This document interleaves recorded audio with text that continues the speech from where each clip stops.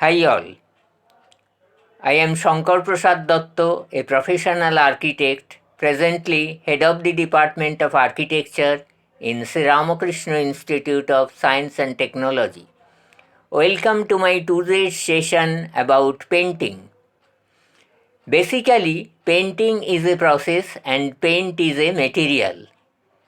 Paint is composed of two main materials, pigment suspended in a liquid. Pigment, it gives color. The liquid, also known as medium or vehicle, is composed of a binder and thinner. Binder fixes pigment to the surface being painted and is also responsible for the gloss and waterproofing characteristics. Thinners reduces the viscosity of the paint and its penetration. A dryer is also included in the medium for drying. Adequate preparation of the surface to be painted is essential for success. The surface should be smooth, clean, dry, and stable. The paint film is built up with more than one coat, for example, priming coat, undercoats, and a finishing coat.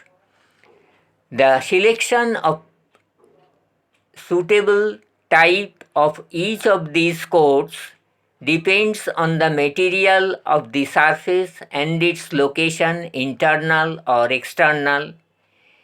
Each coat must be dry, hard, and rubbed down with fine abrasive paper before the next is added. Now, there are various types of paints: oil paint, synthetic paint, water paint, emulsion paint, cellulose paint, varnishes, and special paints like aluminium paint, anti-condensation paint, bituminous paint, chlorinated rubber paints, fire-resistant paints, fungicidal paints, gold size, heat-resisting paints, imitation stone paint, knotting, texture paints, wood stains, etc. Before ending, I must say about the painting process.